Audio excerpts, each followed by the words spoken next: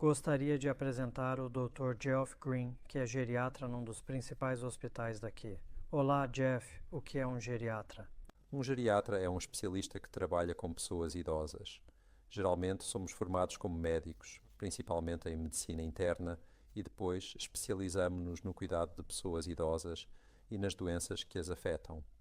E muitos geriatras, ao longo dos anos, especializaram-se em medicina de AVC, porque o AVC é uma condição comum no grupo etário mais velho. Portanto, muitos de nós especializamos-nos em, digamos, especialistas em AVC. E com que idade devo ter para ter acesso a um geriatra?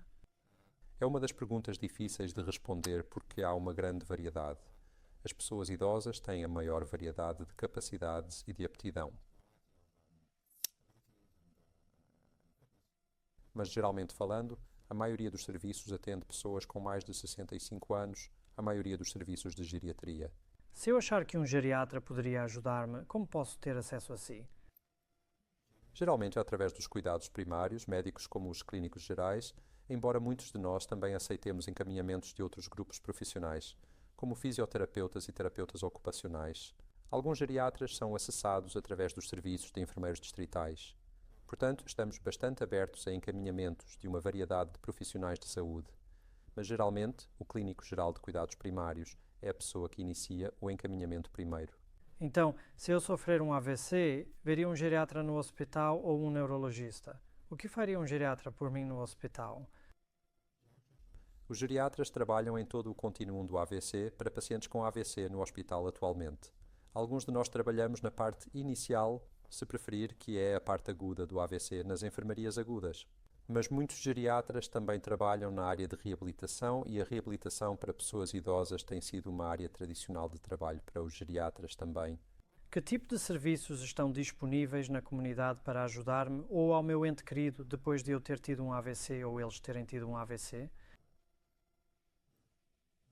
Uma das coisas que abrange o tipo de trabalho que fazemos é exatamente o que está a referir, que é a assistência para as pessoas em casa uma vez que saem do hospital.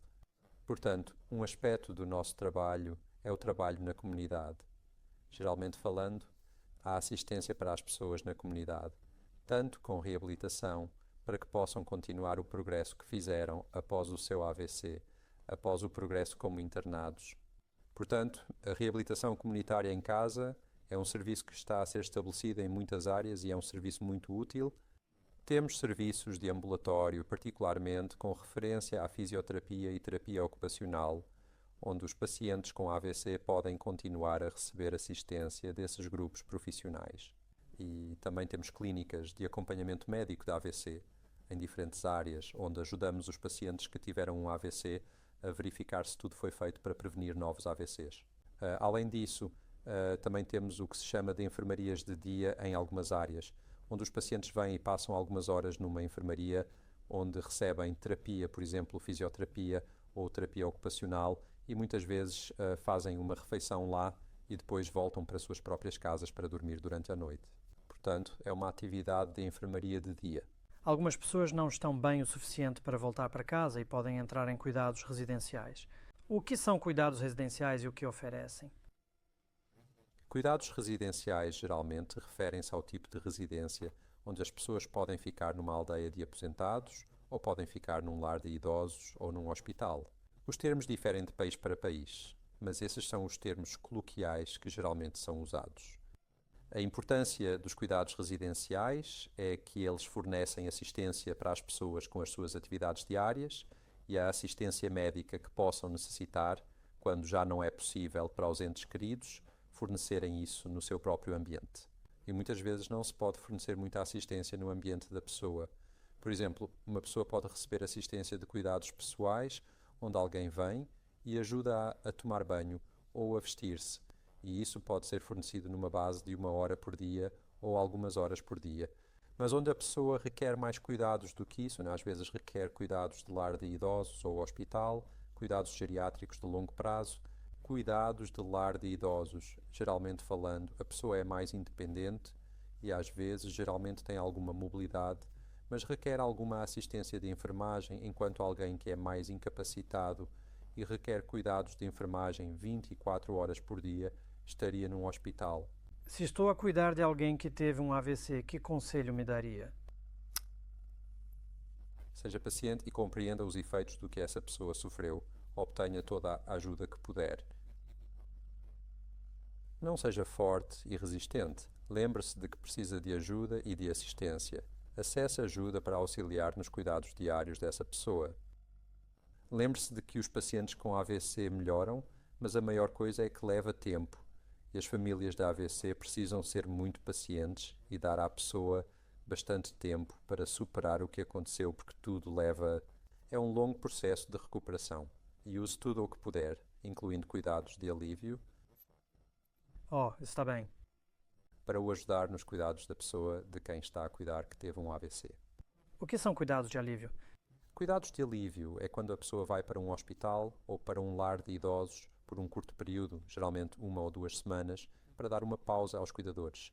E os cuidados de alívio são muito importantes para dar ao cuidador a oportunidade de recarregar as baterias, ter uma pausa, ter umas pequenas férias e depois sentir-se rejuvenescido para poder cuidar novamente do seu ente querido. Os cuidados de alívio geralmente ocorrem em lares de idosos, mas também são oferecidos em algumas áreas em hospitais, dependendo de quão dependente a pessoa é. Se forem muito dependentes, podem precisar de ter cuidados de alívio num hospital e em algumas áreas, em muitas áreas, é subsidiado pelos serviços de saúde e é gratuito. Quão importante é que eu aproveite esses cuidados de alívio que me são oferecidos? Muito importante, porque é importante que a pessoa que está a fazer os cuidados tenha uma pausa. E alguns cuidadores têm dificuldade em deixar ir e deixar a pessoa ir para outra instituição por 1 ou 2 semanas, porque dizem que toda a sua vida realmente se tornou o cuidado dessa pessoa. Mas é importante que façam essa pausa e se deem uma oportunidade de se rejuvenescem e de recuperar a energia para cuidar da pessoa incapacitada. E o que muitas vezes digo às famílias e aos pacientes que tiveram um AVC, se não estão interessados em ir para cuidados de alívio, é que isso os manterá independentes e em casa por mais tempo. Portanto, não é um sinal de aumento de dependência ir para cuidados de alívio. É promover a sua independência mantendo-o em casa por mais tempo, porque os seus cuidadores não se esgotarão. Que conselho posso dar aos meus familiares ou aos meus filhos para me ajudarem a cuidar do meu ente querido que teve um AVC? Acho que eles precisam garantir que lhe fornecem o apoio emocional necessário. Mas mais do que isso, os cuidadores realmente precisam de apoio prático. Às vezes, as famílias pensam que telefonemas, ou e-mails, ou esse tipo de comunicação é suficiente, mas muitas vezes as pessoas precisam de apoio prático. Eles precisam de alguém para ajudar com as consultas médicas, precisam de alguém para ajudar com as compras, precisam de alguém que venha e talvez fique com o paciente que teve um AVC por um tempo enquanto o cuidador faz uma pausa. E é importante que esse tipo de ajuda prática seja fornecida. E muitas vezes para as famílias é útil ter algum tipo de escala para que os cuidadores possam fazer uma pausa e os outros membros da família possam intervir de vez em quando. Quando uma pessoa sofre um AVC e entra no hospital, ela faz muitos exames. Quais são esses exames? Bem, geralmente exames de sangue, exames cardíacos, exames de imagem. Quase todos os pacientes que entram no hospital devem fazer algum tipo de exame cerebral. E hoje em dia fazemos tomografias, que são exames de raio-x, ou fazemos ressonâncias magnéticas, ou RM. Ambos fornecem informações semelhantes e ambos têm suas diferentes vantagens e desvantagens. Mas a maioria dos pacientes com AVC deve fazer algum tipo de exame cerebral. Além disso, procuramos ver com exames o que causa o AVC, porque sempre há um vaso sanguíneo subjacente que ficou bloqueado ou um coágulo que viajou na circulação. Então podemos olhar para o coração com imagens do coração. Ou podemos olhar para as artérias carótidas com imagens de ultrassom das artérias carótidas. A maioria dos pacientes que teve um AVC deve fazer um cardiograma, que é um ECG, como é chamado, do coração, e exames de sangue para verificar fatores de risco como colesterol, diabetes e outros exames de sangue devem ser feitos rotineiramente em pacientes que tiveram um AVC. Portanto, um paciente com AVC pode esperar fazer alguns exames de sangue, alguns exames de imagem, imagens do coração, bem como um eletrocardiograma. Existem diferentes tipos de AVC? Sim, certamente. O AVC é qualquer dano ao cérebro causado por um vaso sanguíneo. Essa é a definição ampla de um AVC. E geralmente falando, os vasos sanguíneos ou bloqueiam ou sangram. E esses são os dois. A maioria dos AVCs são bloqueios de vasos sanguíneos, mas também pode haver um sangramento no cérebro que causa um AVC. Porque eles bloqueiam há várias causas, mas geralmente bloqueiam porque as artérias ficam estreitas no próprio cérebro ou um coágulo viajou na artéria e ficou alojado no cérebro e causou um bloqueio. Você mencionou que o AVC é um dano ao cérebro, Uhum. mas pode ter efeitos em todo o corpo. Uhum. Quais são as complicações do AVC? Os sintomas usuais que alguém experimenta são bastante diversos por causa da natureza incrível do cérebro em termos de suas múltiplas funções. Mas geralmente as pessoas estarão cientes da fraqueza que alguém pode experimentar, mas há outros sintomas que também são importantes e que as pessoas tendem a esquecer.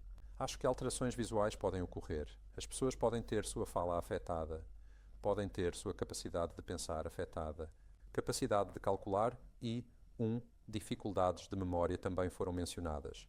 E além disso, há uma série de sintomas especiais que podem afetar o pacientes com AVC e complicações, como você mencionou. O dor, por exemplo, pode ser algo importante para relatar ao médico e tratar se for o que você está sofrendo. E isso certamente pode ocorrer com um AVC. Os pacientes podem sofrer rigidez do ombro. Se você tem uma cicatriz no cérebro devido a um AVC, pode sofrer convulsões ou ataques, ou crises, como é chamado, e isso pode ser tratado de forma muito eficaz. E também as outras coisas estão relacionadas à sua memória e mudanças de personalidade que podem ocorrer com o AVC, bem como mudanças de humor. Portanto, realmente há um grande número diversificado de complicações que podem ocorrer. Na fase aguda, também ficamos atentos a infecções pulmonares, às quais os pacientes com AVC são propensos devido ao risco de alimentos descerem pelo caminho errado para os pulmões. E somos muito cuidadosos em cuidar da pele quando uma pessoa está bastante imobilizada por um AVC para verificar se o paciente não desenvolve úlceras de pressão ou úlceras na pele. Então há uma grande diversidade de complicações que podem ocorrer e muito do que talvez seja uma abordagem mais moderna ao cuidado do AVC ou cuidado do AVC agudo é realmente abordar essas complicações e ser muito meticuloso sobre a forma como a pessoa é cuidada nas fases iniciais de um AVC para que você possa maximizar suas possibilidades de uma boa recuperação.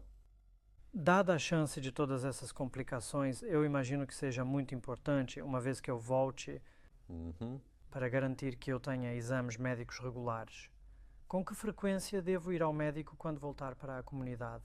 Varia, mas pelo menos a cada 3 meses você deve ver um médico de clínica geral para verificar sua pressão arterial. Se necessário, verificar seus níveis de açúcar para ver como está o controle do seu diabetes, se você tiver diabetes, um acompanhamento dos seus lipídios e quão bem controlados estão, bem como abordar as complicações e as questões gerais que discutimos em relação ao AVC. Então eu diria pelo menos a cada 3 meses. Se as pessoas estiverem a tomar varfarina após um AVC, devem fazer exames de sangue regulares e, se a varfarina estiver controlada, isso pode apenas implicar um exame de sangue a cada semana ou a cada 2 semanas, mas nas fases iniciais de estar a tomar medicação com varfarina pode ser necessário fazer exames de sangue mais frequentes e pode ser necessário ver o seu médico mais frequentemente. E acho que a outra mensagem é que, se não estiver a sentir-se bem ou as coisas não estiverem a correr bem, não espere até à consulta de 3 meses, certifique-se de marcar uma consulta com o profissional de saúde para que possa ter um acompanhamento. Prevenir é melhor do que remediar. Absolutamente, sim. Muito obrigado. O prazer é meu.